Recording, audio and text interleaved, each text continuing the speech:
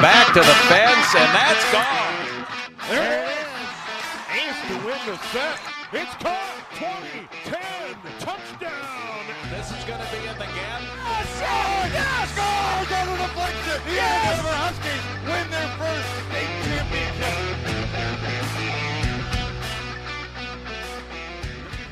And welcome to Rebels Stadium. It is Section 7 Girls Lacrosse Championship game tonight. The Champlin Park Rebels host conference rival, the Centennial Cougars. Champlin Park, 14-2 overall. Centennial this year playing well. They are 13-3 on the season. Both teams have played very well. They met once. Champlin Park dominating that game in Lionel Lakes 15-3 earlier in the season. Steve Thompson, Joe Rulin.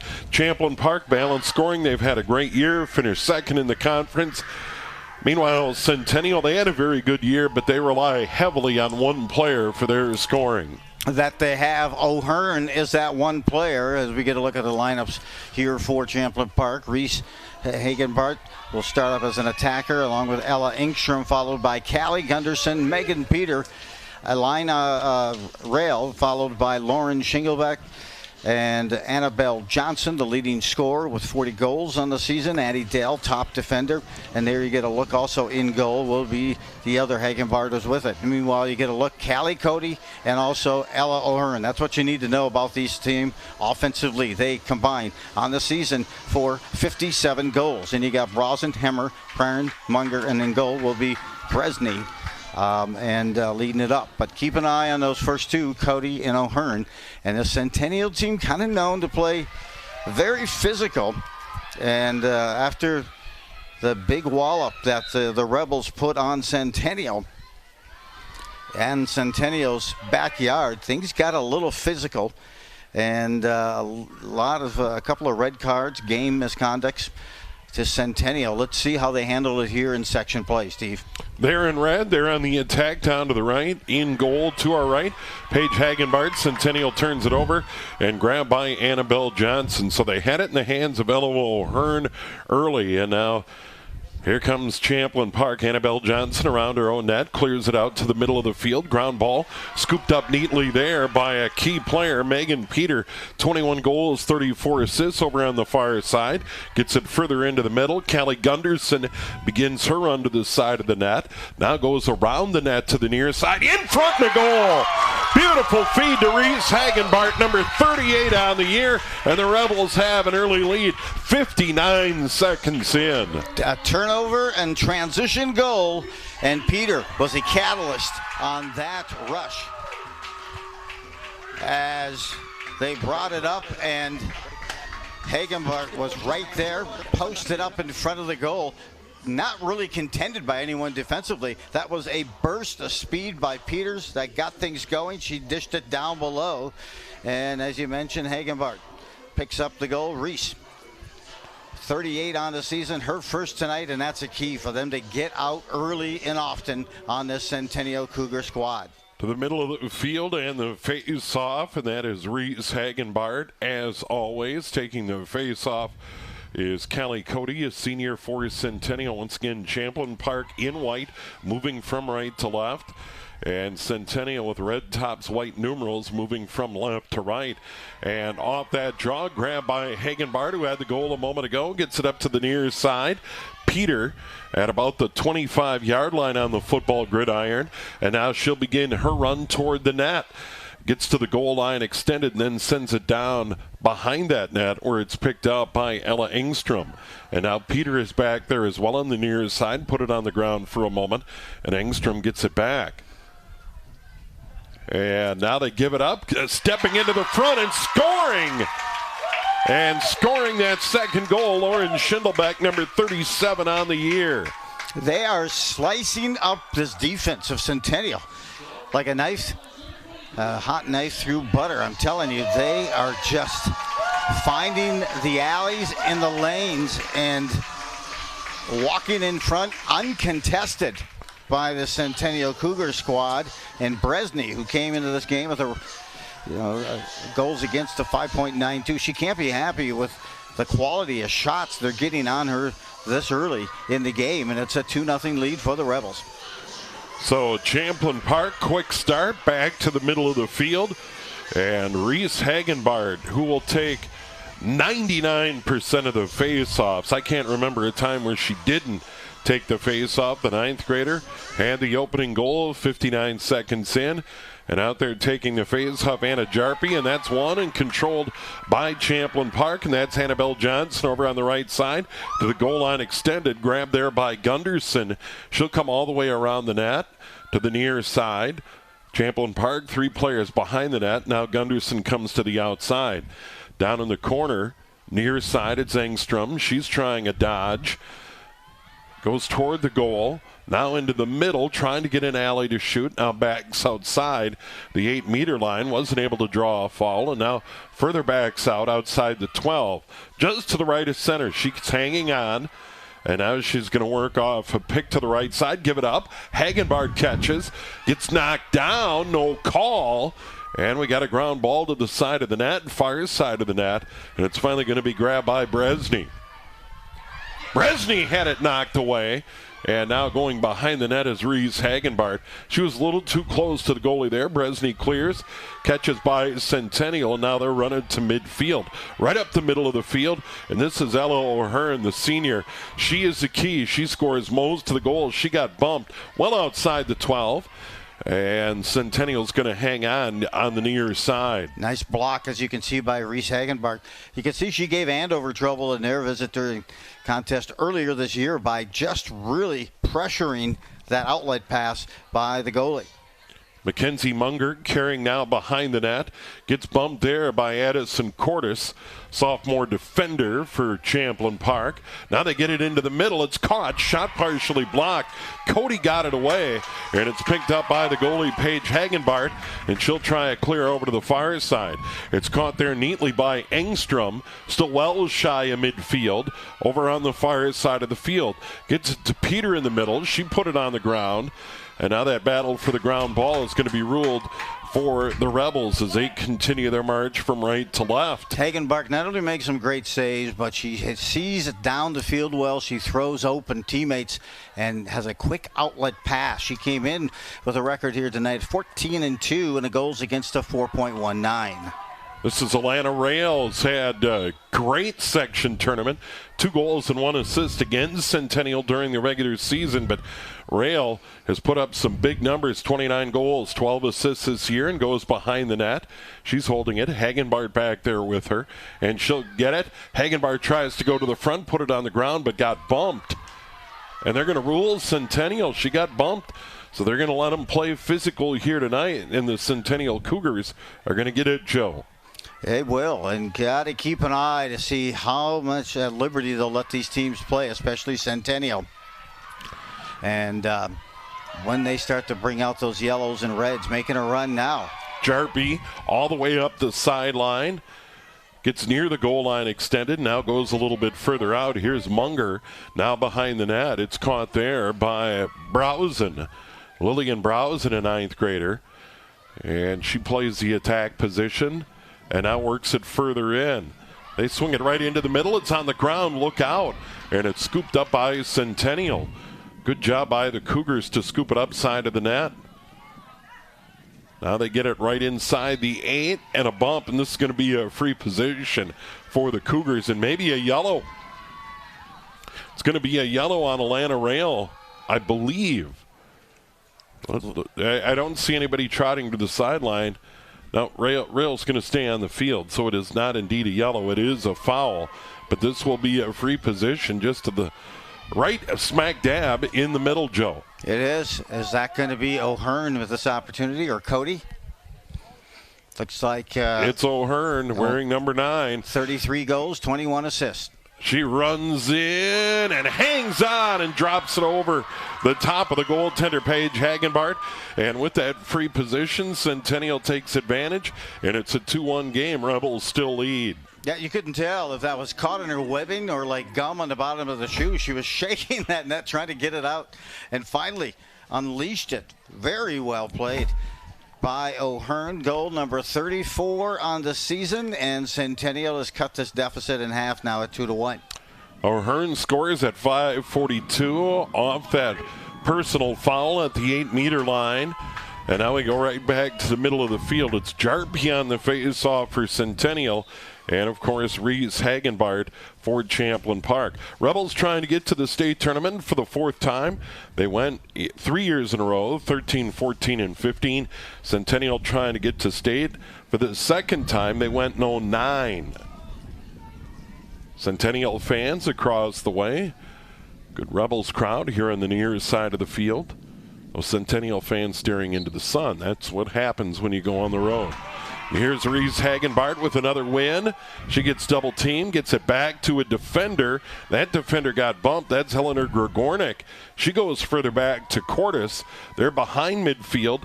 Now to the middle, and Schindelbeck. Schindelbeck begins her run up on the far side, gets hit up high, and Champlin Park is going to hang. You're right, Centennial, very physical.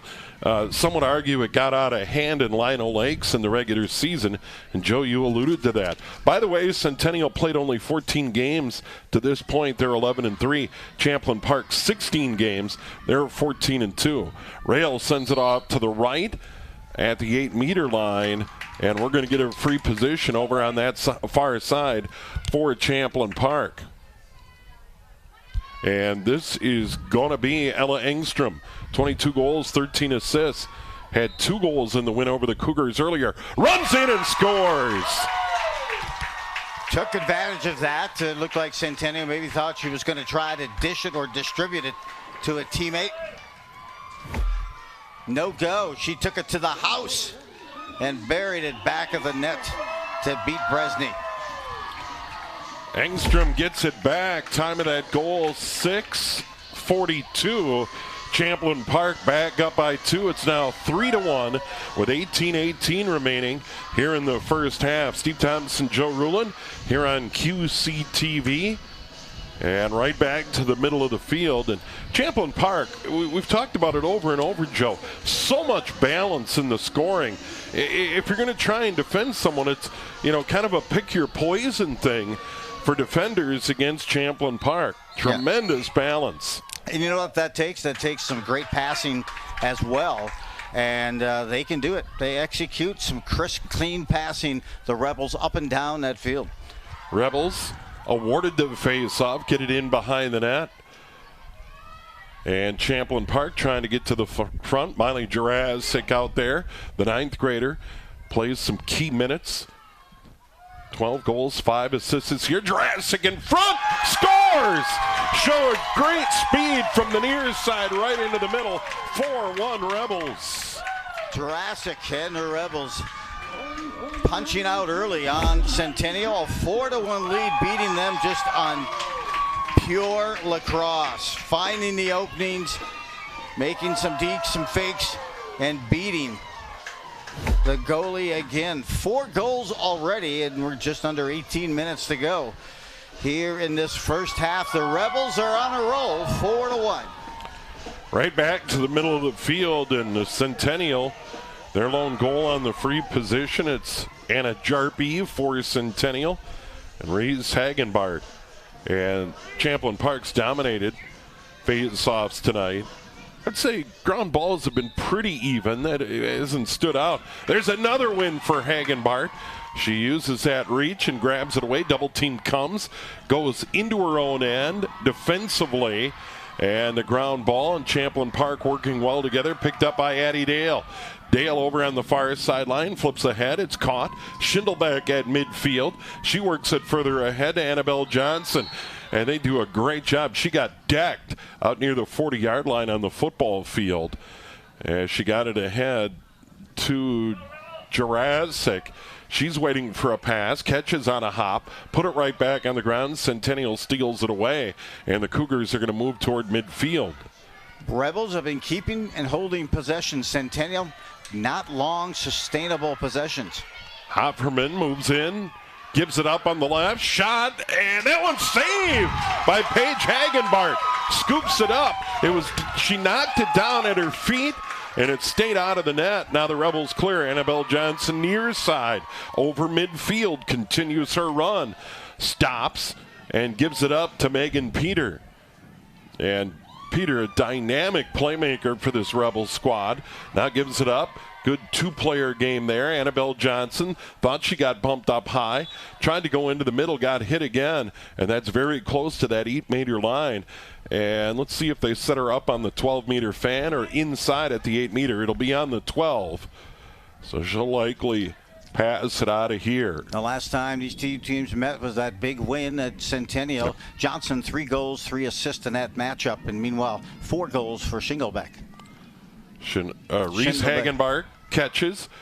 Hagenbart goes in, scores, but she ran over a Centennial Cougar on the way to the net. And I believe they're going to wave that one off and give it to the Cougars. Yeah, Reese Hagenbart ran, and then Hagenbart steals it away. And Centennial's going to pick up the ground ball and then get it to Bresney, the goalie. And now the Bresney goaltender is going to clear over to the far side. They move it forward. Boy, and you know, when you're Reese Hagenbart, it's just tough to not play physical because she's so big in stature, very athletic. But, you know, teams want to challenge her. And so she just kind of sometimes cuts through some of those screens and incidentally runs over. Here's Cody, a shot and a goal. That was a dart from the 8-meter line, and Centennial has cut it to 4-2. And, yeah, they're going to give it to Cody. Centennial gets one back. That was quick. Yeah, they stepped into that one. Lasered it, had the avenue. And big goal there for Centennial. They needed to stop the momentum and kind of hit the switch of momentum.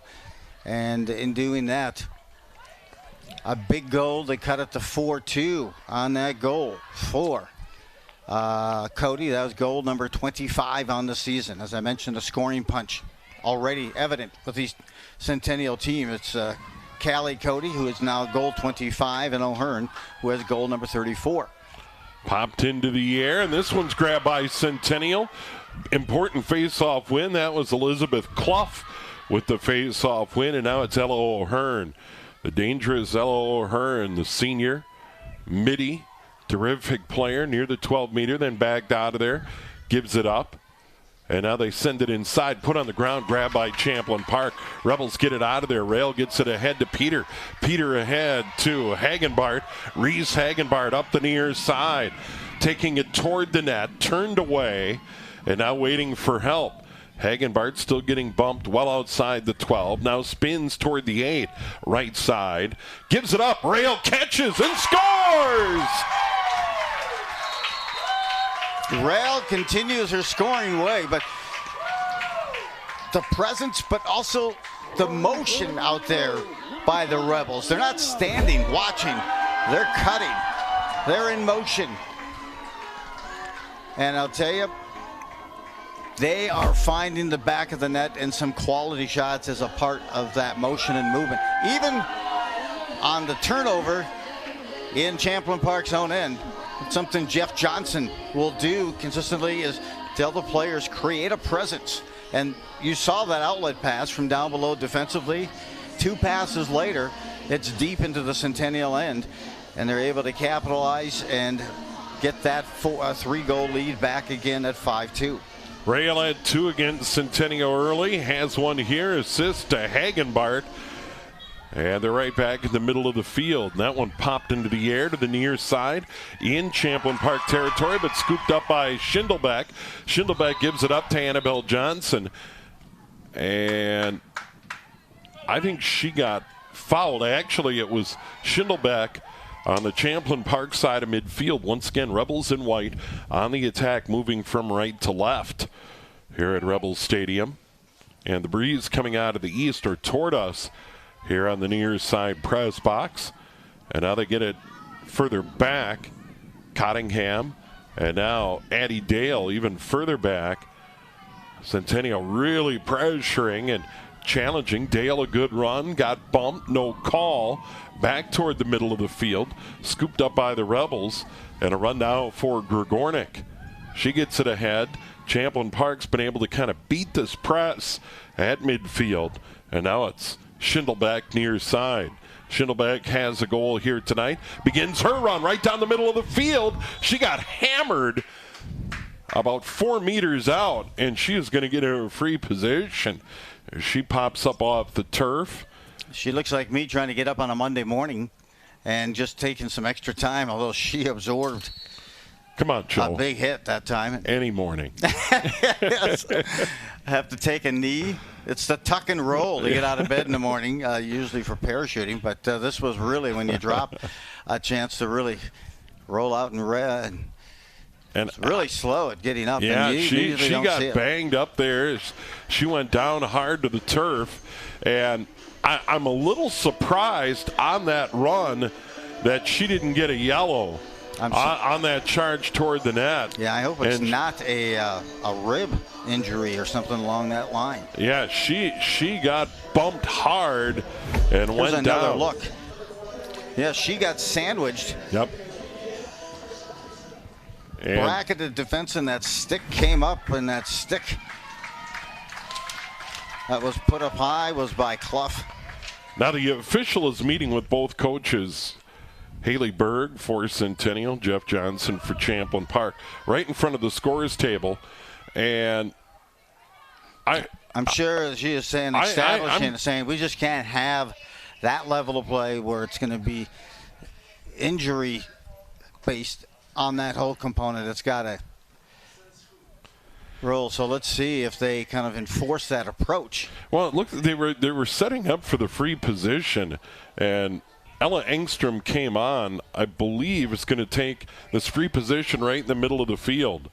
And she'll go in, and that one goes wide. It got bumped wide. Champlin Park hangs on with Peter. And that one toward the net, and it comes in on Bresney, and she's going to grab it. Shot from the near side, but Champlin Park is going to get it. And still getting attention on the sideline is Lauren Schindelbeck, who just got decked about 4 yards out. And now Champlin Park is going to hang on. Looks like goal line extended near his side. Now they're actually going to set up for a free position on the 8. And this is going to be Callie Gunderson. So Gunderson, Champlin Park leading 5-2. Bresney, the goalie. She'll run in, shoot, score. And we got a goal. It'll count. Gunderson gets the goal. She has 13 on the year now. Not without some discussion by Jarpie here for Centennial as she collided with Gunderson and kind of threw her arms up at the official like, what do you want us to do? But for one thing, we don't want that physical play, the stick leading on the play. Schindelbeck's back out, by the way. She got some attention. So Lauren, after the big collision, back out on the field. First goal of the game, once again, for Callie Gunderson, the junior attack. So a good sign out there. And now we're going to go to the middle of the field. And Reese Hagenbart is not going to take a face-off here. It'll be Callie Cody for Centennial.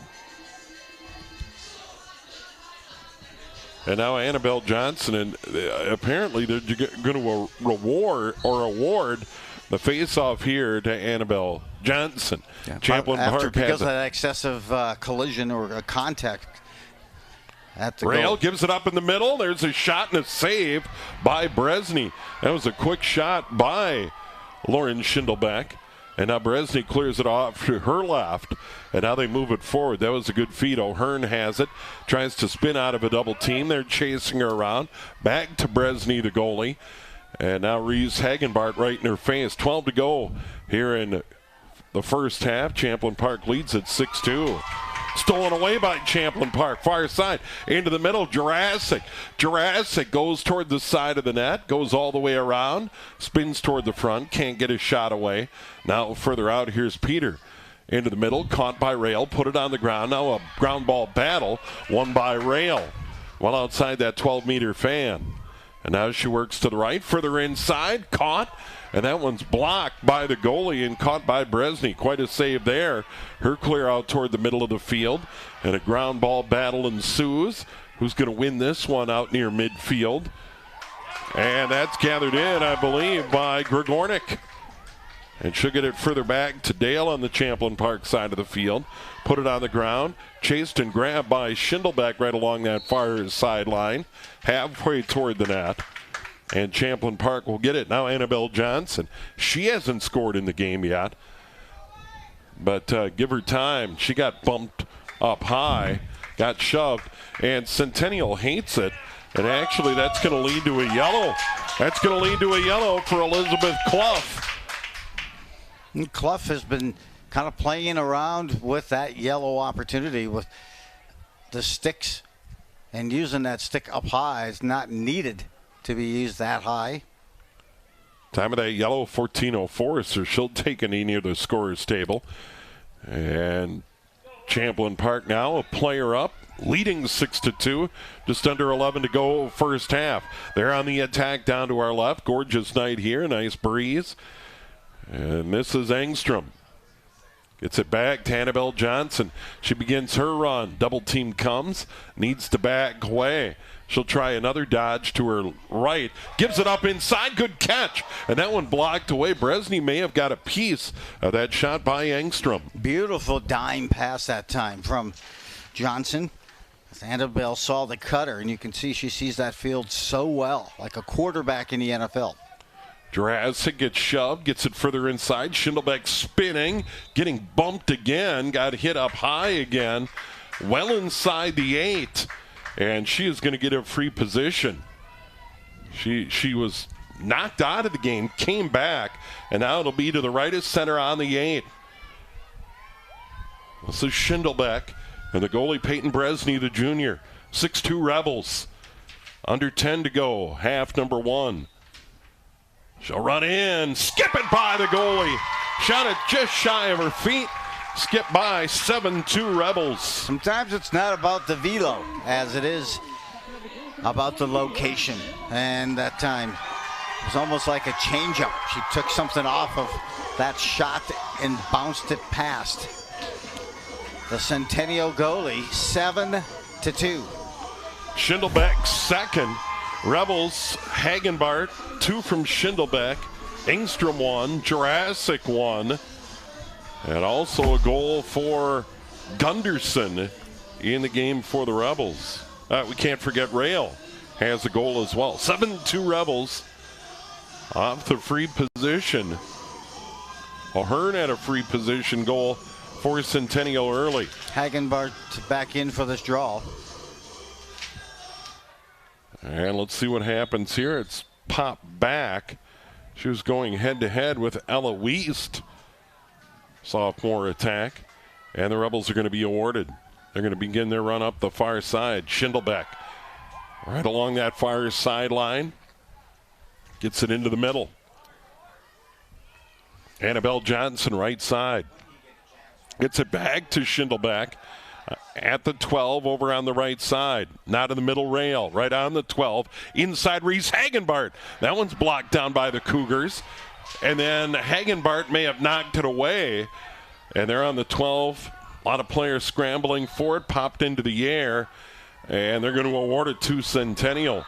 Centennial gets it down by 5. Closing in on 9 to go in half number 1. Yep, and you know that there's a lot of chatter going on in the field as well because you're starting to see it kind of resonate in some physical play on the field as well. So Centennial tries to make a run. That last faceoff seemed a bit odd after Centennial was whistled for the foul, and we may get a look at that again. But here's a look. Here's that last faceoff. Look what happens here on the stick as they drop it off, and it was almost a stick to the face intentionally, which is why it looked like very little of any intent to try to win the face-off as it was.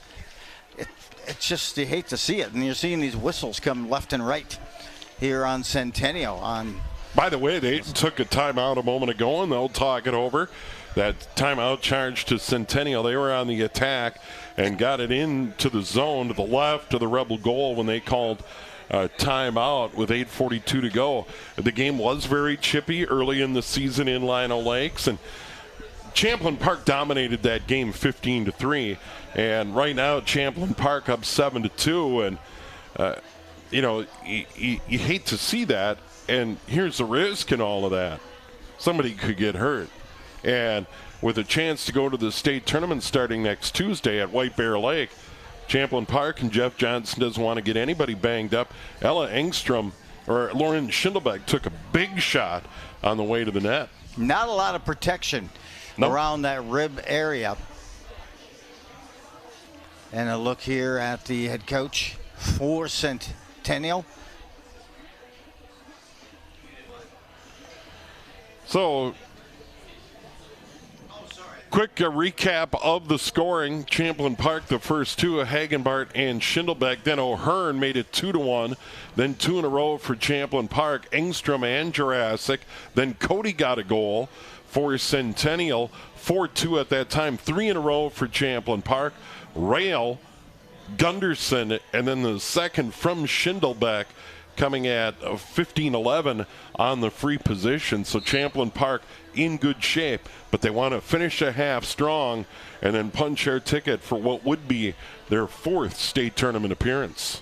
Yes, indeed, and Centennial will do anything they can. They're used to coming back from deficits. They had a deficit they overcame against Andover on Tuesday night. I believe they were down by 3 goals at one point. Might have been just 2, but nonetheless, very resilient, and they can create some of those face-offs, or turnovers rather, as a result. Here in Section 7, Centennial beat Grand Rapids Greenway 11-5 in the quarters, beat Andover 9-6 in the semis. Meanwhile, Champlin Park took down Anoka 18-5. You saw it here on QCTV, and in the semifinals beat Chisago Lakes 10-3. Another one you saw on QCTV on Tuesday night. So Champlin Park in good shape, and Centennial out of the timeout on the attack. And it's going to be Anna Jarpy out of the timeout with the ball outside the 12 over on the left side. Paige Hagenbart, Champlin Park goalie, gets set up in the cage down to our right. Been a lot of whistles and stoppage of play here in the first half. Usually this first half goes along pretty quickly, and with girls lacrosse running time. Ella O'Hearn has it. Gets it to Jarpy. Jarpy moves inside. That one's blocked. I think Hagenbart got a piece, and then she'll try and win the battle to the end line. And indeed, Champlin Park is going to hang on. Great job by Paige Hagenbart, the 9th grader, to get back there. And now they're going to overrule it and give it back to Centennial. Hagenbart didn't get there, and it's going to be Centennial ball on the attack. Down to our right, they have it at the X position, and now it's Ella O'Hearn. She is dangerous. This powerful runner. And now we got a foul, and they're going to rule that. I think there was an illegal pick. Yeah, and Champlin Park's going to get it. O'Hearn tried to go around that pick, and now Champlin Park is going to get it as they move it into the middle of the field. Cottingham put it on the ground. Ground ball battle ensues, and Centennial's going to get it. Eloise had the angle. Eloise gets bumped again, and they're going to reset. And I don't think Champlin Park wants to fall into the trap of physical play either, Joe. Just play their game. Absolutely. That chippiness kind of takes the flow away from their game. Annabelle Johnson picked if you it retaliate. Off. And now the other way, too far for Peter over midfield, ground ball. Peter scoops it up on a hop, has Hagenbart with her, gets over to the 12 on the right side, now to the goal line extended, and now will trot behind the net with Reese Hagenbart, and they'll crisscross right back there with 7 to go. Here's Peter trying to get to the front. Gets it into Hagenbart, put it on the ground, but it's grabbed by the Rebels. In front rail, the cutter couldn't hang on to it. And Centennial's going to get it back. Well, right idea, but rail had it go off her stick, and now the Cougars are going to have it. Peter, a good transition opportunity there as a much bigger and taller defender shadowed her on her way down. That was Madeline Perry, but stuck with her game plan, and that is just quickness, burst speed, good stick handling. Munger ahead to Cody. Cody for Centennial gives it up on the left. Right back to Cody. Shot. Saved by Hagenbart. Terrific save down low. She'll get it back in the crease. Send it out into the middle. Grabbed by Schindelbeck. She'll run through 2 defenders and head toward midfield. Being chased by O'Hearn. Gets shoved toward the side by O'Hearn. They'll call the foul on O'Hearn. And now the Rebels send it back into their own end briefly. That was Addie Dale off to the right. And now the Rebels send it ahead. Annabelle Johnson halfway toward the net, right side. And she gets bumped out there. She's going to continue her run. Scores up top, but they're going to wave it down. Good job by Annabelle Johnson, though, to continue that run anyway. Yeah, and finish a play. Yeah, you see her kind of staying her game and trying to keep teammates for the Rebels as well to kind of focus on what they do well and not retaliate. And they're doing a nice job right now. I was just watching O'Hearn as she came down, looked over her left shoulder, and she had to keep an eye on Schindelbeck. And meanwhile, she looked to her right, and there was Annabelle Johnson making a move. Here's a shot and a goal. Beautiful run. Annabelle Johnson gets on the board. Rebels lead at 8-2. She just ran in from the right side and beat the goalie Bresney up high, and the Rebels have scored 4 in a row. But you just knew she was determined to close the deal and pick up her 41st goal of the season. She likes to dish out and distribute as well, but she picks up goal number 8. Look at her celebrate. And, Joe, you don't see that a lot from well outside the 12, just to run right in on goal. Laps by Centennial to allow a great scorer like Annabelle Johnson to get it done. And now the Rebels up by 6 with just over 5 to go. And Rebels trying to take the wind out of the sails here of Centennial early. And that may have had something to do with that rough and physical second half that Centennial brought to the game the last time they met. Clough in the middle, that face-off, grabs Johnson. Johnson ahead, Jurassic charges in, got shoved out of there. Now we'll go behind the net. She has outstanding speed. Gets it to the cutter, Peter. Shot, and she got blocked, and I think Peter is going to get a free position.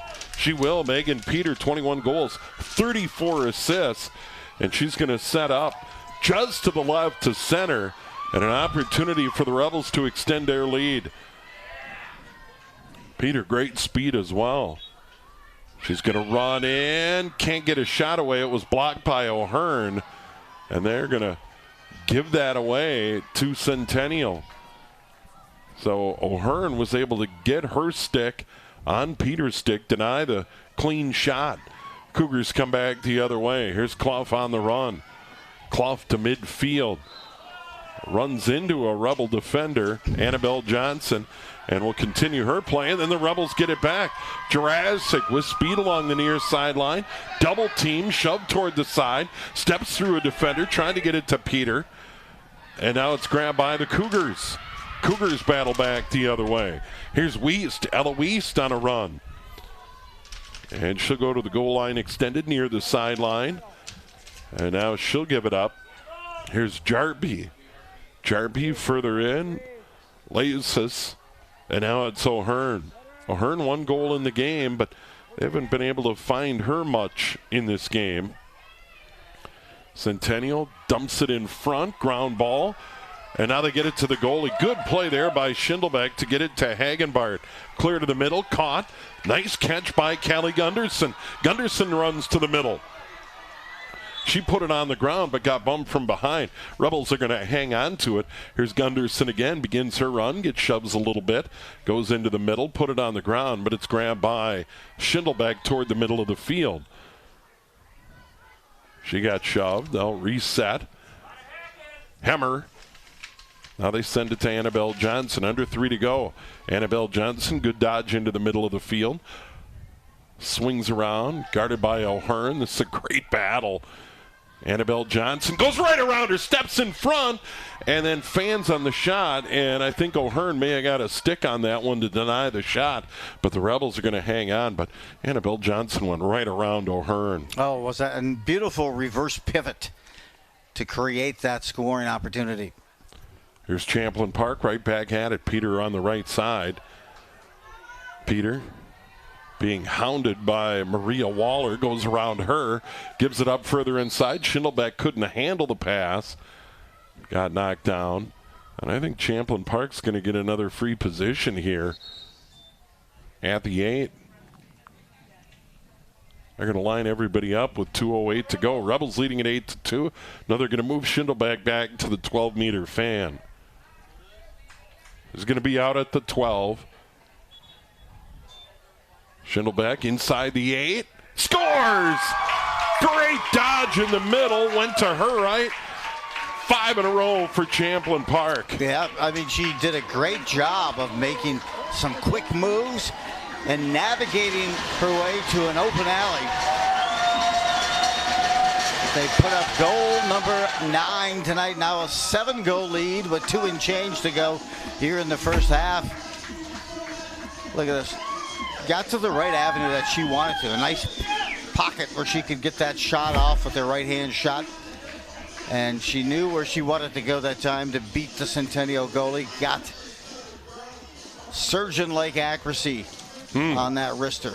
And she got banged up earlier in this one. She's got 3, so Champlin Park playing really well. And Lauren Schindelbeck, 3, giving her 39 on the year. She had 4 in the win over Centennial. She likes playing the Cougars. Yeah, you bet. And sometimes you get so focused on putting a body on someone that you lose your speed and your own sharpness. And the hat trick tonight. All ready for Schindelbeck. Jarpie against Hagenbart. That's popped into the air. Annabelle Johnson, good position. Can't control the ground ball. Cody takes a swing at it with her stick. And that's going to be a yellow. You cannot do that. That one was way up in the air, and Cody took a swing at it, and she's going to go take a knee. And Champlin Park will go a player up. And you got to be able to control the stick, and she didn't do it there. And now the Rebels are going to have it just inside midfield, under 2 to go, leading at 9-2. And Centennial getting frustrated. The Rebels playing well. Schindelbeck near his side begins her run out at the 12 left side. We have another whistle.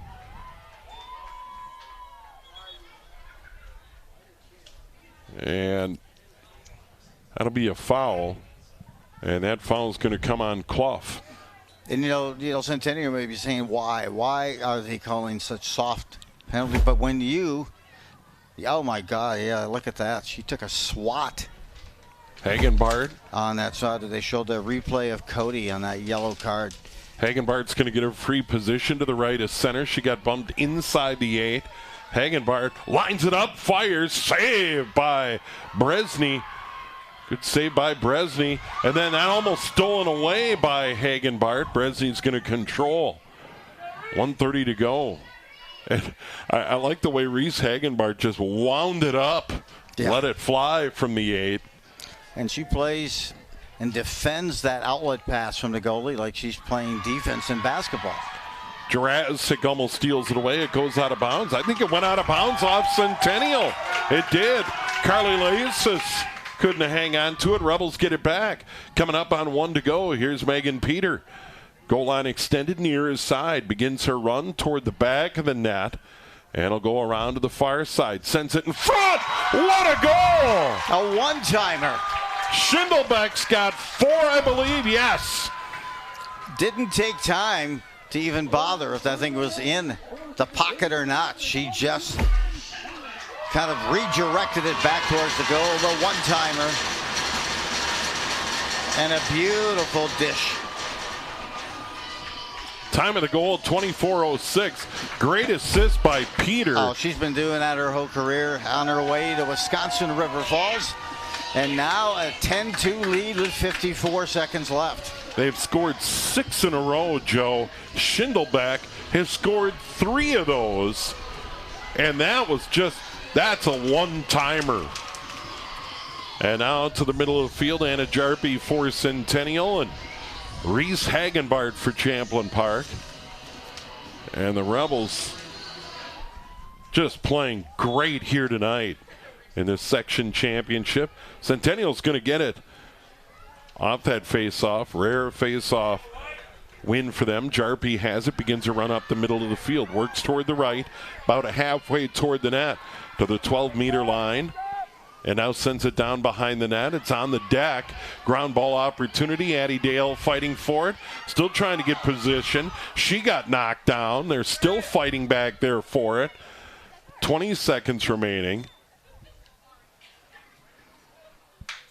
Both collided, just kind of twisted and turned. Mini hip check there that drew a whistle. Is Champlin Park going to get it here? That is the question. And they will. They will get it. Ehrlichman, junior defender, sends it out into the middle. Good catch there. And the Rebels try and move it out over on the right side. Gregornik halfway toward midfield. Now Peter at midfield. Terrific ball movement. Peter, look at that speed. In on the right. Gives it up. Catch, shoot, score! Reese Hagenbart. 11-2 Rebels. The one that absolutely, positively has to be there overnight. Peter delivers. Wow, what a burst of speed. She was like on a deadline. She was racing the clock. They thought maybe she might milk it, but she hit that next gear at about the 20 and separated from the defender, and on the doorstep, Hagenbart waiting for that dish and that dime, and she buries it back of the net. What a delivery by Peter. Hagenbart's second of the game, and second consecutive beautiful assist by Peter. Just terrific.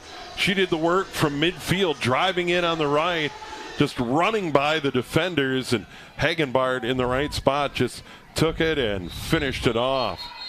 And that's going to do it. Just seconds remaining in the half, and Champlin Park, the Rebels are playing great here in the section championship game, and they lead Centennial 11-2. Once again, Schindelbeck with 4, Hagenbart with 2, and 2 beautiful assists by Megan Peter to close out the half. We're going to take a break. We'll come back. Half number 2 on the way here on QCTV.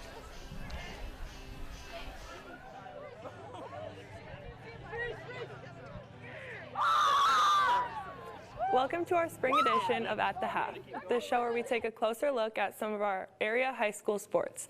I'm your host, Carly Gilk. Andover Boys Tennis looks to continue to develop their young group. Let's talk with Coach Deb Hoyt and Captains Joe and Cale to learn more about this year's team.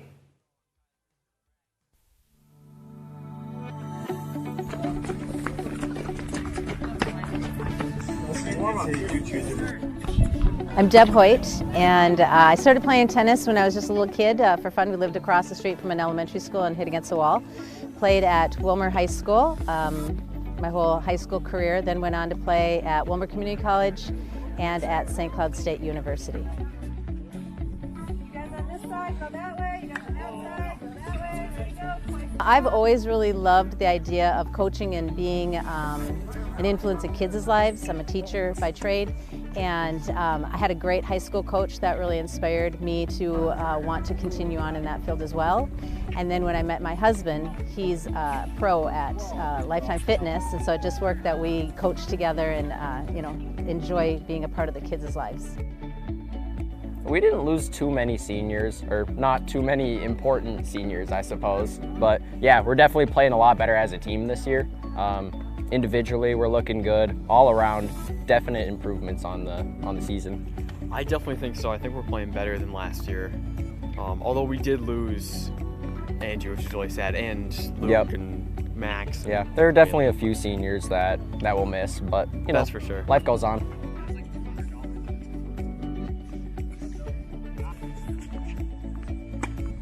I think that tennis is unique because it allows the kids to experience both the individual side of a competition as well as team. So they get to go out there and show their own individual skills, put the whole match on their own shoulders, but then at the same time contribute to the team score as a whole and support each other, cheer each other on, just like the bench would in a basketball game or a hockey game. Yeah, I like tennis because it's got kind of a different feel to it.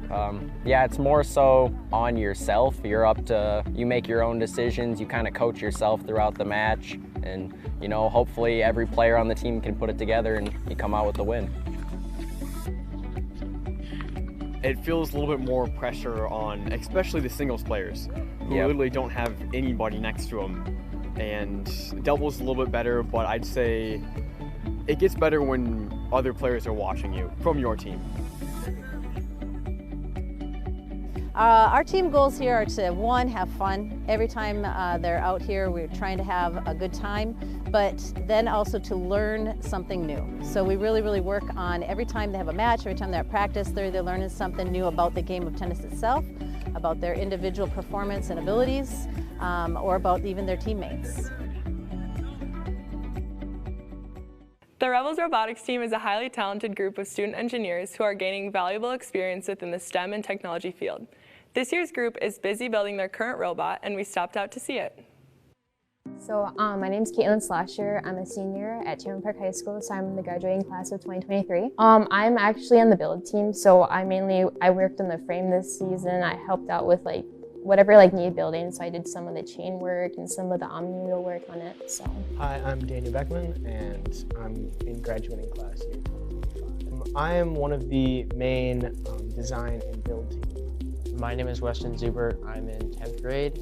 I am media, so I design the flags, the t-shirts, I shoot video and take pictures.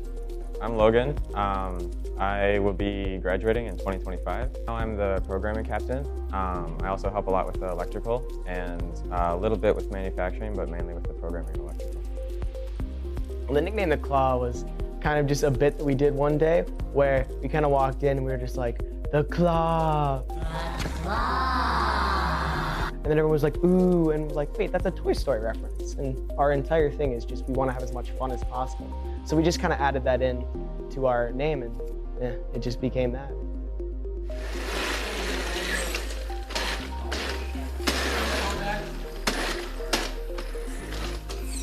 One thing that really got me into the robotics program was I took Design Fabrication 1 and 2, which really incorporates 3D design and CAD.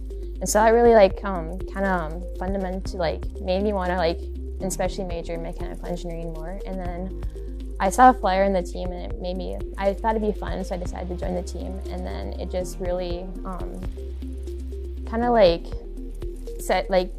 verified that I did want to major in mechanical engineering. It really may seem overwhelming at first, but just little baby steps can get you really far. And don't be afraid to ask questions. That's the main thing that you need to know how to do, and that's how you'll improve and learn more. Yeah, so as our coach has told us, on a design team, you need two kinds of people. The one with the crazy ideas that's like, what if we did this? And the rational person that says, well, here's why this won't work. Or, well, that's just crazy enough, it might actually work. And so we're always looking for more of either of those types of people. Yeah, especially, I think the prejudice that most people think is the fact that you come into robotics, you need to be an engineering expert, be really good at math and all this stuff. And the other thing is that there's so many different opportunities with robotics. Some things that I found was that it's not only building, it's not only doing these things, it's outreach, it's going into the community, and it's creating this environment where engineers can grow and thrive, and that's what the world needs. The Tornadoes are excited about their current season and look to capitalize on their strengths. We caught up with them at their recent match against Centennial. Let's learn more.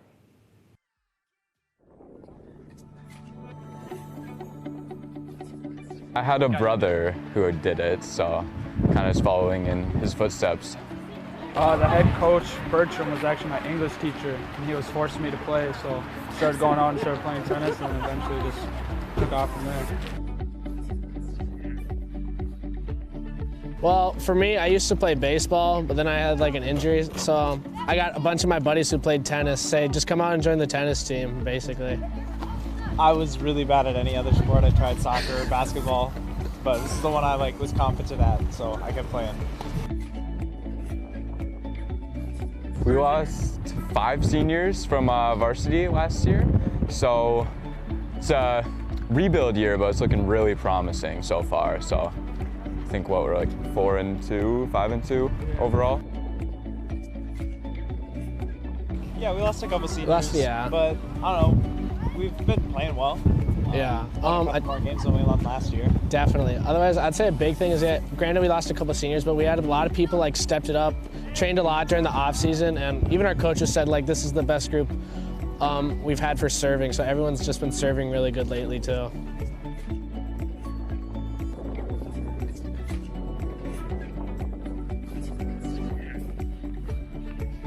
It's more of depending on yourself, but also having positivity to your teammate, like for doubles. But yeah, it's more mental, I would say. Yeah, you really gotta keep yourself grounded out there versus having teammates to rely on. Tennis, as itself, everyone thinks it's an individual sport, but also it's a team sport as well if you think about it. But I'd say the main thing is like the mentality of it. Like you can't let every shot dictate the next one. You always just have to move on, even if it's a bad one. Just keep a positive mindset. Yeah, just staying out of your head is really the hardest thing to do, but if you get good at that, you'll improve. Make it past the first round of sections this year, team sections. Yeah, me and him were doubles partners for sections last year. We didn't make it that far, but this year we're planning on making it farther. I say the goal for everyone is to make it to state and get past the first round of sections. Nice, we haven't done that in a while. Yeah. That's it for this edition of At the Half. Make sure to keep up to date with all your local sports coverage by liking and subscribing to our Facebook, Twitter, Instagram, and YouTube pages. Thank you for watching.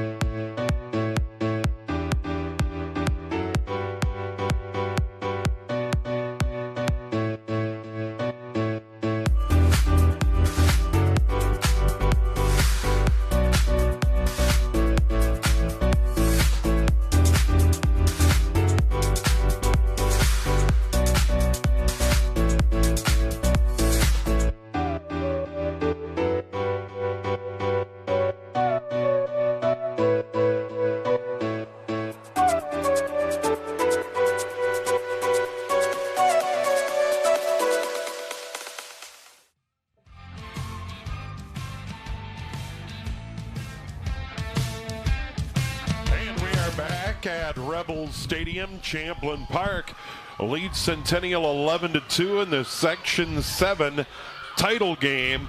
Champlin Park 25 minutes away from their 4th state tournament appearance. But look at how they got here. You got the Rebels with a nice win to start off against Anoka 18-5. Then they took care of business over an undefeated Chisago Lakes team who came in 15-0. And the Rebels won that 10-3. Meanwhile, Centennial got a nice win over Grand Rapids Greenway in the quarterfinals. Then took care of business against Andover. 9-6 win at Andover.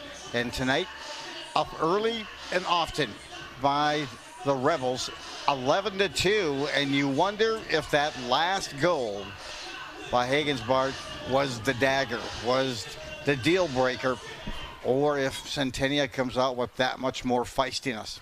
Rebels in white, Centennial in red. Centennial defending the goal down to our right, Peyton Bresney. And down to our left, Paige Hagenbart, the goalie for Champlin Park.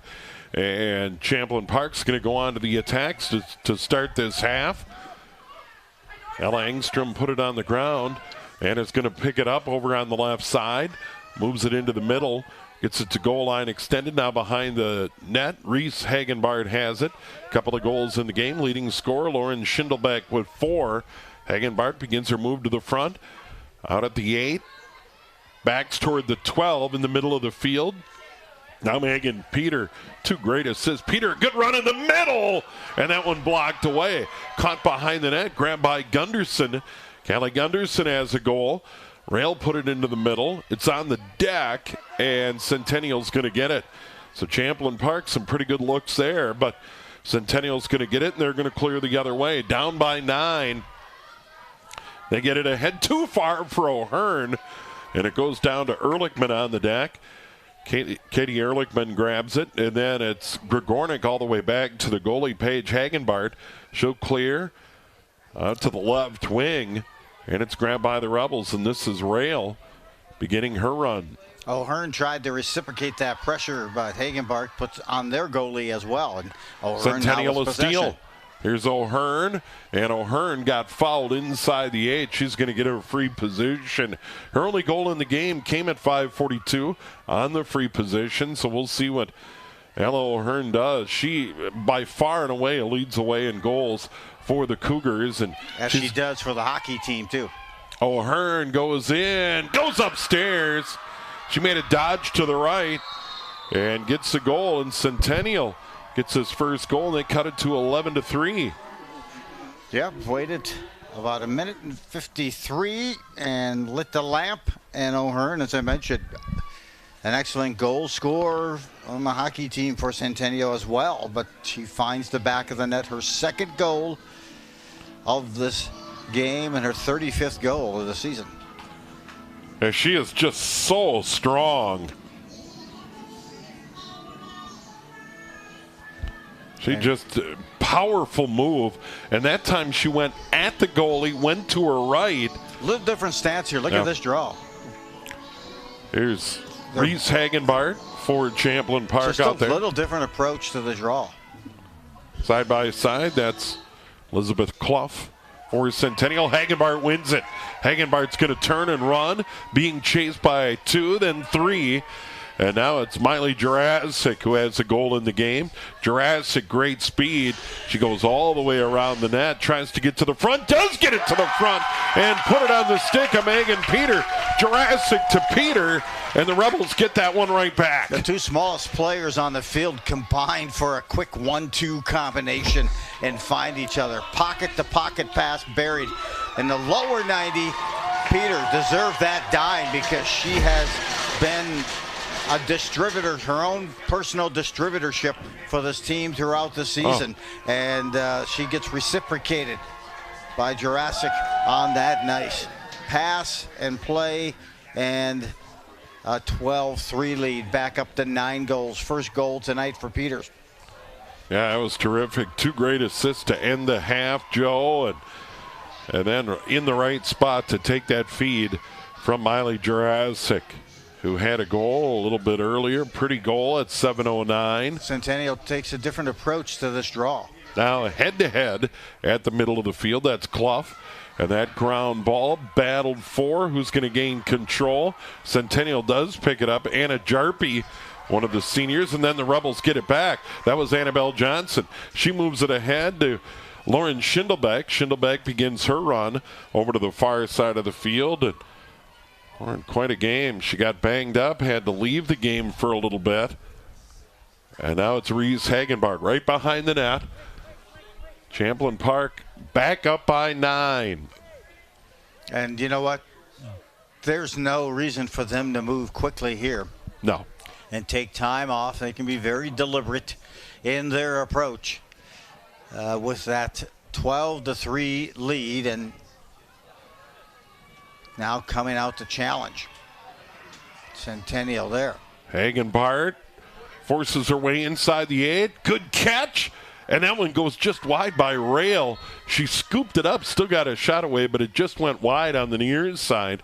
Rebels are going to hang on. They had a player deep, and that was Annabelle Johnson. She has a goal in the game. And right now, job one is to get to the state tournament next Tuesday. Rail in front, gets bumped, put it on the ground, tried to get a shot away. And Centennial's going to come out of there with it, pushing and shoving. Centennial's going to keep the run.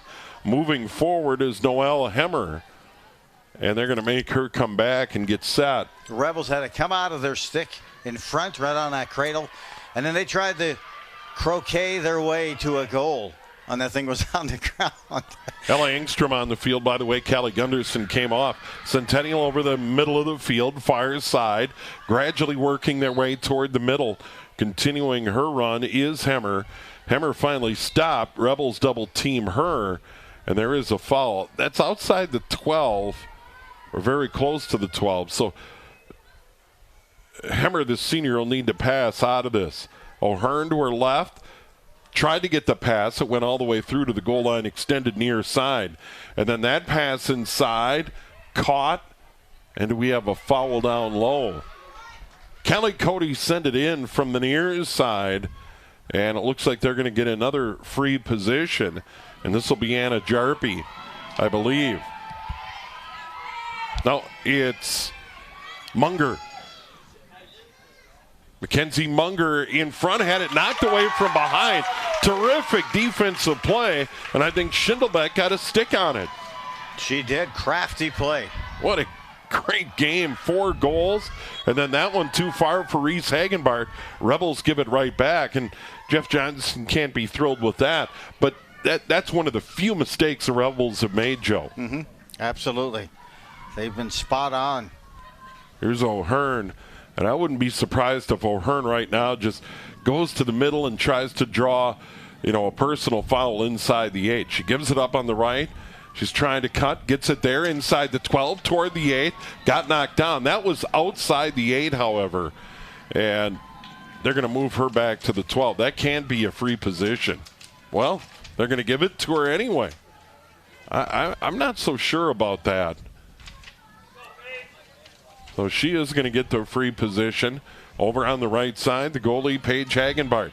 She'll step in and score again.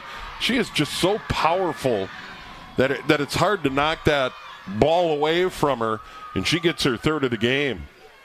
She is a very hard-nosed player with tenacity. Plays the same way on the ice. Relentless. Time of the goal, 5:48. She's got her 3rd, 12-4, Rebels. There's no mindset of hers that says move back. It's always move forward, move ahead. Full throttle. This will be Clough for Centennial. And Reese Hagenbart for Champlin Park. And now for the Rebels, it's just control those face-offs as much as you can. Get it into the attack zone and work that clock. You don't need to score anymore. And Centennial's going to ultimately win it. And Champlin Park directed to get back. Kylie Bergwald has it. Gives it up to Clough. She got fouled by Jurassic. And she's forced to step behind Centennial Cougar. They get it to midfield, far side. They'll begin their run. They put it on the ground. Carly Laeus grabs it. And now it's O'Hearn. And I would think giving it to O'Hearn as much as they can as they go to the goal line, extended far side, now behind the net. Caught there by Ella Wiest. Wiest tries to go to the near side. And we have a foul off the ball in front of the net. So Centennial's going to get it. Clock on the move, closing in on 18 to go in the game. Champlin Park led it 11-2. Centennial's outscored the Rebels 2-1 here early in the half, number 2. And now they get it further inside. Munger gives it up in the middle. That's Hemmer. Put it on the ground. Big collision. And I think Champlin Park's going to hang on. And Lauren Schindelbeck hit the deck, but she'll be all right, and she's going to have the ball. Near the 12-meter line in the Champlin Park end, but the Rebels have it, and the clock continues to move. Yeah, there you see, takes a hard fall and then takes a player that tumbles down on top of her. O'Hearn, Schindelbeck, good battle. O'Hearn hip checks her. Coming over to help was Cody, and the Rebels are going to get it again. O'Hearn tried to drive her to the sideline, which is a good strategy. And now Schindelbeck, who's taken a lot of punishment here, but does have 4 goals, and her team's in front by 8. She goes back, put it on the ground for the moment, was Cottingham, and now Centennial's going to gather it in, and they're going to be able to move forward. So the Rebels turn it over. Wiest has it, and a little momentum for the Cougars. Under 17 to go. This is Munger. Once again, seedings will take place, state tournament. The girls start in White Bear Lake. The boys start in Stillwater on Tuesday. Here's Jarpy, right side. at the 8, backs out toward the 12. Now goal line extended right into the middle on the ground, and Champlin Park controls. And you know, I like what they do. They pass that thing back to Hagenbart because they're so confident. Look out, here's Jurassic with a run, runs right by Cody. Still in a run, gives it up. Hagenbart blocked away by Bresny. That was a terrific feed. And Hagenbart in the right spot got robbed by Jarpy. There you see the pass. Here's the shot. She tried to go far post that time, and goalie got just enough of it for Centennial to deflect it away. With a run from the side, fire side, Ella Engstrom got bumped. That was clearly inside that 8. And she'll be right on the 8, free position left side. Ella Engstrom had a goal early, 3rd goal for the Rebels to make it 3-1. Engstrom in, and that one goes wide, partially blocked. Picked up by Hagenbart behind. Hagenbart right back on the ground, gathers it in, and now it's Peter behind the net. Megan Peter, who has a goal and 2 great assists in this game, probably has more than that, but 1 goal here in the half, the lone goal for Champlin Park. And now Jurassic over on the near side. Peter tries to get to the front. Here's Hagenbart the catch. Inside, great move. Goes far post and scores her 3rd. Rebels up 13-4. Yep. Persistence pays off, and Hagenbart that time got another look. And she went to the same idea, same concept, far post, only this time she went up a little higher to beat the Centennial goalie. 15:02 remaining, 13-4. Fans getting into it. They want to go to White Bear on Tuesday. Oh, they do, yes. That'll be a great matchup, and whoever they get. But of course, you always just want to see the North beat the South when it comes to lacrosse. Couple of teams already in. Edina beat Prior Lake 10-9 to win Section 6. Eastridge beat Simley 9-8 to win Section 3. St. Michael Albertville and Elk River Zimmerman. That started at 6. And of course, the 4 games today in girls lacrosse section finals. That one comes all the way into the Centennial zone down to our right. Cougars get it back and a good clear out toward the middle of the field. Moving forward, Ella Wiest, and Wiest will give it up. And a good run over on the far side. This is Jarpy. Jarpy sends it into the middle, but we have a foul on Champlin Park. And 14.5 to go in the game. Rebels up by 9. That's where we were at the half. 11-2 Champlin Park. And you know what? You're watching and seeing to make sure, hey, you want to win this game, come away with it, but at some point you want to make sure you aren't going to get any of your players injured. Annabelle Johnson picks up the ground ball on the Centennial side of midfield, gives it up. Here's Megan Peter. Peter continues her run, being shadowed by Jarpy far side. But Jarpy knows if she gets too close, Peter's just going to go right around her. Cut her in the middle, rail in front, got bumped, and she's going to get a free position here. Some might say they tried to derail her. There you go. When she had that You were possession. waiting all day to do that, weren't you? You know, I was also going to say we want to hail the rail. She has a goal. Looking for number 2. Rail 30 in the year, trying to make it 31 here. The goalie, Peyton Bresny, to our right, steps in and dunks it. All hail the rail. Second goal. 3rd consecutive postseason game with multiple goals for Rail. 14-4. We got ourselves some good old-fashioned running time now. And I think that's better for the game. So, when you look at just good movement, constant. The teammates aren't just standing there watching one person run or with that ball. There's constant motion, which you know, opens up gaps because you got to mark up a player when they're in moving, cutting, and what have you. The one thing I took away in talking with Coach Jeff Johnson was the game that I think really bothered him the most this season was their loss to Wayzata. and that was a 5-8 loss. And he says, that's a game we should have won. And it was on our home field. I really felt like that was one we should have had. I've talked to him 3 times in and off throughout the season during the regular season. And you could tell he had expectations that they would beat Wayzata. The only game that they really took a beating on was against Maple Grove, and that was a loss that took a 9-game losing, snapped a 9-game losing streak. So. Yeah, and they got off to a slow start and played better as the game went on, but did get off to a slow start. And Champlin Park right back at it. They get it into the middle, trying to get a shot away with Schindelbeck. That's another yellow. And she'll get a free position. And Callie Cody, I think, second yellow. That's it. I'm sure it's their end of her high school season or her career. Yeah. And now in the middle, here's Schindelbeck's got 4 goals. Champlin Park by 10, under 12 to go. She'll march in, go over the top of the net. Went over too high, and right now they're consoling Callie Cody on the sideline, but she did get yellow number 2, and that is it. And now here comes Champlin Park. Rebels still on the attack, up by 10, get it behind the net.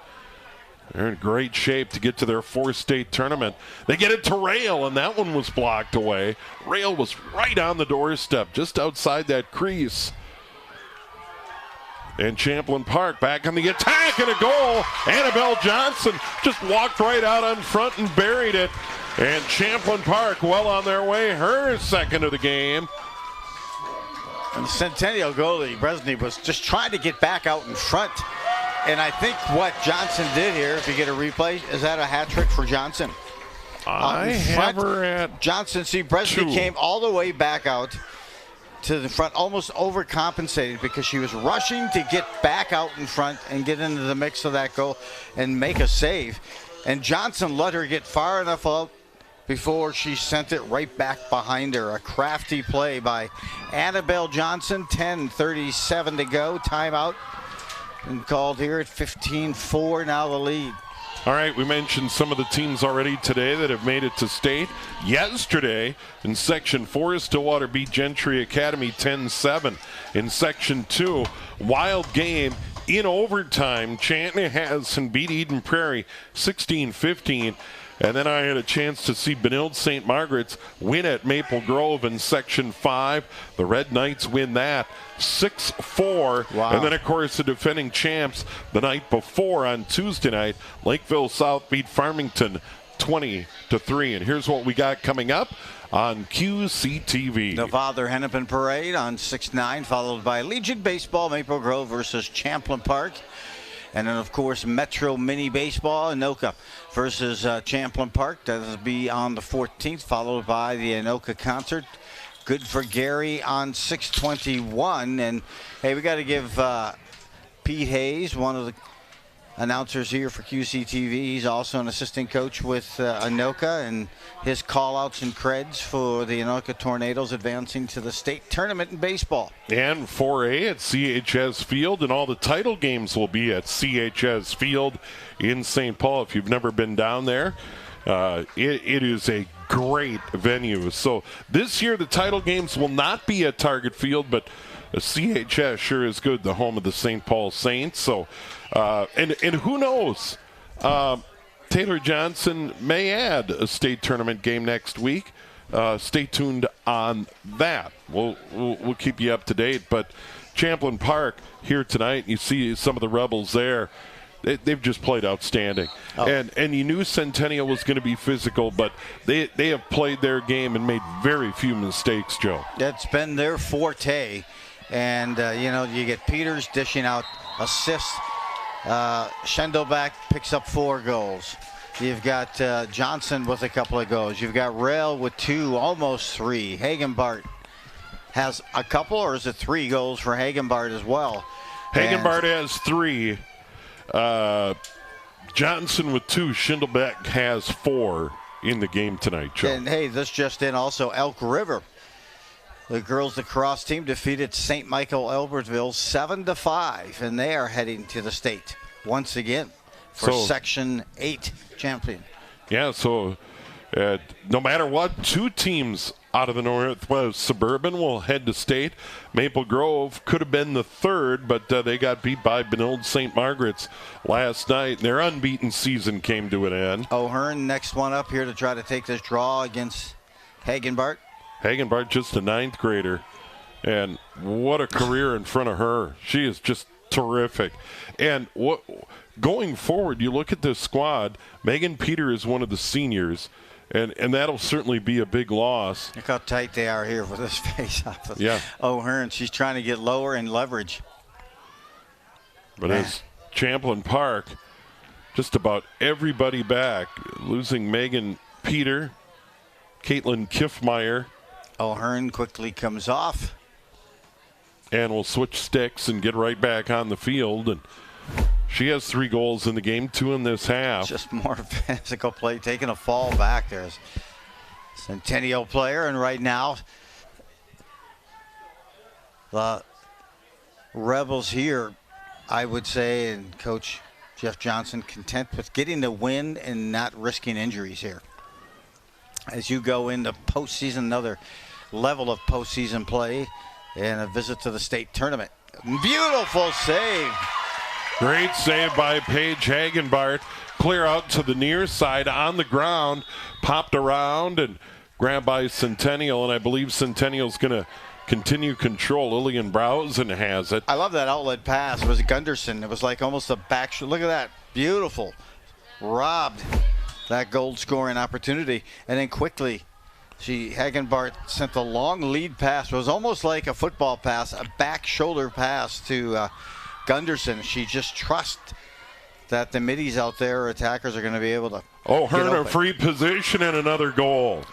So that she got fouled inside the 8, and she has her 4th goal. For the 5 for O'Hearn. Stays at 10, and that keeps the clock moving here as we're now under 9 to play. So one thing we've learned tonight, Ella O'Hearn, you don't give her the free position. I think that is 4 for 4. And she just doesn't quit. When I talk about tenacity, you see in every sport she plays.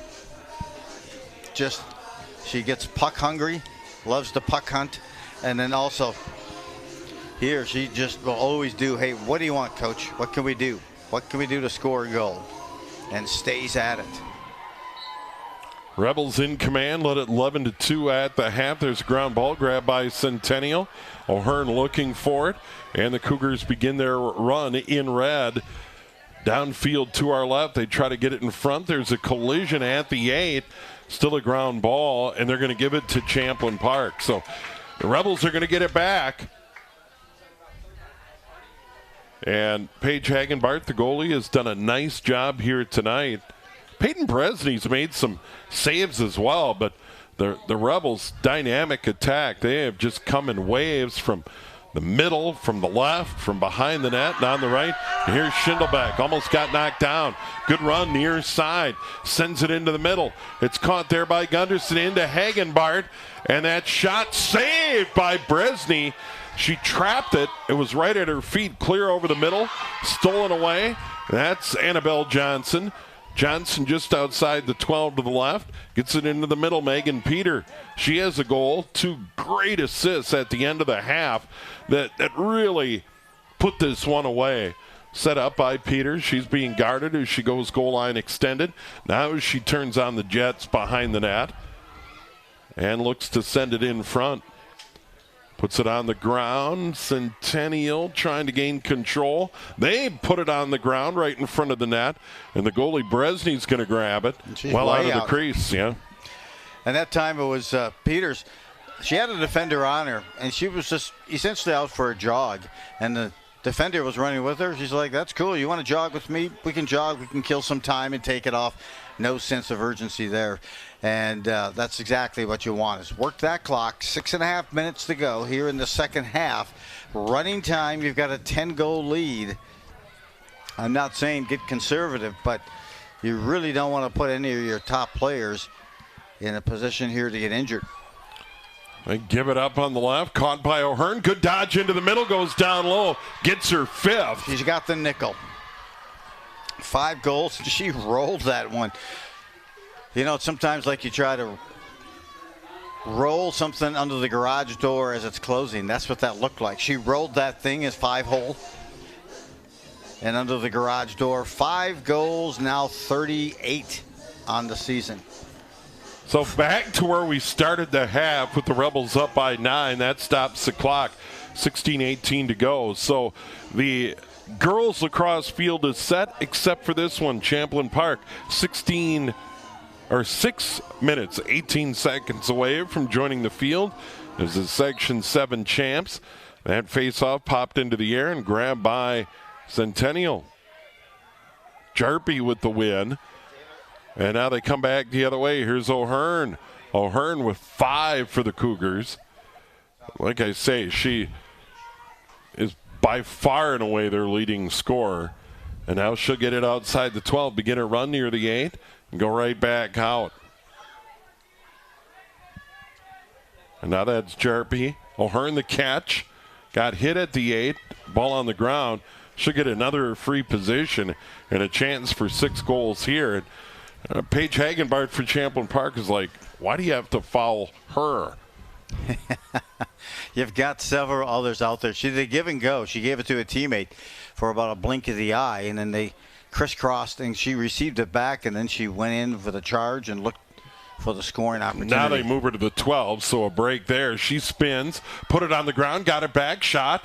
That's blocked away, and Centennial's going to gain control over in the far corner. That's Eloise. So Centennial has it down by 9. The clock stopped for whatever reason, and now it's on the move. That's one thing about the old clock here. It'll pause and then jump forward 7 seconds, and now we're under 5 to go. It's a good defensive play there and from the goal spot with Hagenbart. She stole the pass, not only disrupted it, she stole it. Got that stick out there. They were trying to center it back out front rather than tucking herself back in the goal. She got out there and active. Good dodge by Addie Dale, sends it on the ground. Can Peter run it down? She can run it down over on the left side. She has great speed. And now Megan Peter way on the outside. 4.5 to go. Peter, good dodge, moves into the middle, gives it up. And we have a foul. Champlin Park's going to hang on, and Peter is going to have it on the 8 over in the far corner. The goalie's Peyton Bresney once again. She sends it into the middle. Caught. Schindelbeck with the pipe far side.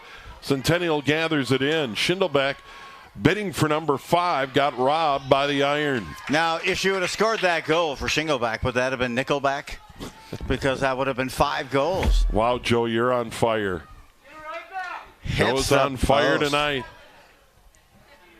Centennial trying to get it toward midfield, taken right back by Champlin Park.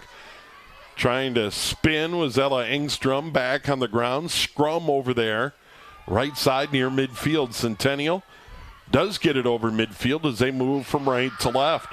3:30 to go. Cougars in red, bump toward the side, and the foul is going to be on Schindelbeck. And she'll have to step behind Noelle Hemmer. Champlin Park within 3:18. Going to the state tournament for the 4th time in program history. First time since 2015. They get it inside. It's caught. We got a flag in the air. And I think Centennial's going to get a free position. And will this be Ella O'Hearn? I think it may be. No. Yes. Oh. It's not going to be O'Hearn this time.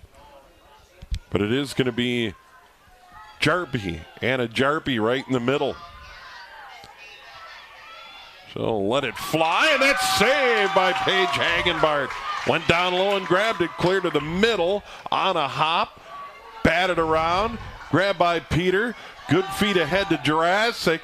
She picks up the ground ball with speed. She's going to run around Clough, and we got a player down, and player got hit up high for Centennial with the stick, and that was in that scrum, Joe, on that Centennial side of the field. A lot of bodies and trying to get to the ball, and let's see if we can see what transpired here. Yeah, that's Madeline Perrin, junior. Clock stop, 2:23 to go. So they got to figure out under their own power. Yeah, they got to figure out where they're going to put this ball as Champlin Park tries to close it out. Centennial went to state once in 09, but 3 in a row for Champlin Park, 13, 14, and 15, and they're on the brink of heading back to state.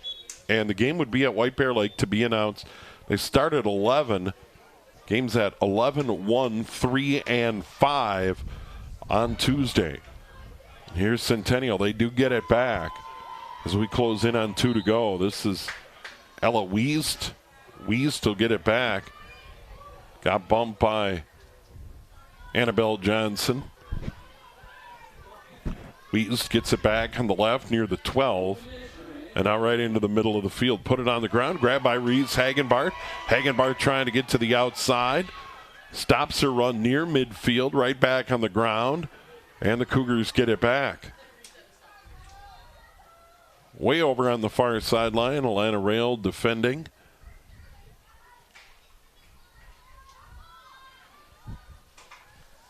I'm not going to miss the clock here at Rebel Stadium. The scoreboard on the north end of the field will be demolished. The new one will go in. Getting to the front, O'Hearn scores. Power move around the net near side. Got to the front, and O'Hearn has another goal. Boxcars for her tonight. Continues her way, and so ending on a high note scoring-wise. Well, and for the most part, she is the offense. I know, Cody, who got 2 yellows tonight, and Ella Wiest do some scoring, but it is all about O'Hearn, 15-7 with 1:24 to go in the game, and she is a terrific player. And the Rebels did a good job on her in the first half, Joe. They are, and I think they're probably leaving some spots open and realize with that big of a lead, we can try to score or create some other gaps, but she is relentless. Anna Jarpy wins it, and then Champlin Park steals it back. Annabelle Johnson begins her run over toward the far sideline. Tightrope along the far sideline. Now goal line extended. Works her way to the back of the net. It's caught there by Jurassic. She got bumped on the goal line extended, and she's going to likely get a free position. With 1:02 and the Rebels up by 8. They led it 11-2 at the half. Lauren Schindelbeck, the leading scorer, with 4. Reese Hagenbart with 3. And now she'll pass down into the far corner. That was nifty. Gets it back. Jurassic out on the left. Tries to charge in. Great quickness. Works it further outside. Rebels content with just working the clock and literally rotating it around the clock here on the perimeter. Out on the edge, Ella Engstrom. Ella Engstrom getting forced toward the sideline, lobs it into the middle. Caught there. And now they move it forward on the ground. 30 seconds remaining in the game. Champlin Park wins that ground ball. Schindelbeck gives it up. Annabelle Johnson right back to Schindelbeck near his side. Well outside the 12. Works her way down into the corner. And now begins her run behind the net. Now almost right behind the net. Had it knocked away for a moment. Gets it back. Ducks under a defender. Just seconds remaining in the game. And Champlin Park is the champion of Section 7 with a dominating 15-7 win over Centennial. The Rebels head back to state for the first time since 2015. That it is, and this was prototype, so typical of a win for the Rebels. A lot of players involved. You get, Schindelbeck with 4 goals, Hagenbart with 3 goals, Rail with 2, Annabelle Johnson with 2. You get also, a chance here for Peter, who gets a couple of dimes, beautiful dimes that ignite the offense, and a key goal at the end of that first half, and great defensive play. Always steady defense, and then, of course, solid goaltending by Paige as well. Hagenbart did a good job. And then, of course, they limited the damage from Ella O'Hearn. 5 of the 6 come when the game was decided here in the second half. And Champlin Park moves to 15-2. And on to the state tournament they go. Well, remains to be seen how that sets up. They'll seed that tournament. And then we'll have the pairings. Once again, the girls start in White Bear Lake on Tuesday with games at 11, 1, 3, and 5 o'clock. Good luck to the Anoka Tornadoes baseball team. They'll be in action Tuesday over at CHS Field in St. Paul. Great job by our QCTV crew, led by Taylor Johnson, as always. Great job by Joe Ruland. Oh, well, thank you. Great to work with you again, Steve. Steve Thompson here at Rebel Stadium. Champlin Park, your Section 7 champs. The final 15-7.